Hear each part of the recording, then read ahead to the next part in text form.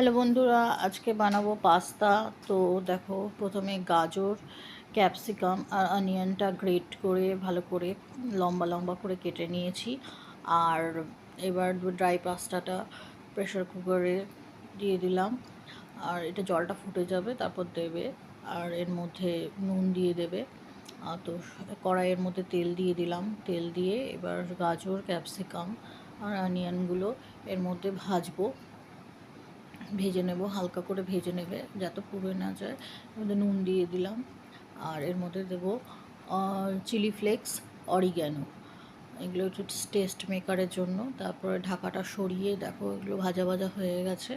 তো এর মধ্যে দিয়ে দেবো কর্নফ্লাওয়ারটা জলের মধ্যে গুলে রেখে দেবে, প্রথমে গুলে রেখে তারপরে দিয়ে দেবে।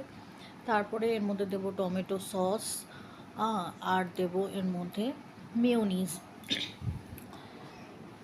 তো মেয়োনিজ দেওয়ার পর ভালো করে গ্রেভিটা নাড়তে হবে যাতে লেগে না যায় তলায়। তারপর দেখো এরকম তেলটা যখন বেরিয়ে আসবে, তখন এর মধ্যে সেদ্ধ করা পাস্তাটা দিয়ে দিলাম। দিয়ে ভালো করে নাড়িয়ে চাড়িয়ে গ্রেভিটার মধ্যে ভালো করে মেশাতে হবে। মিশিয়ে এ দেখো এটা আমার রেডি। তো এর মধ্যে লাস্টে একটু চিনি দিয়ে দেবে। আর কেমন হয়েছে আমার এই ব্রেকফাস্টটা অবশ্যই জানাবে তোমরা।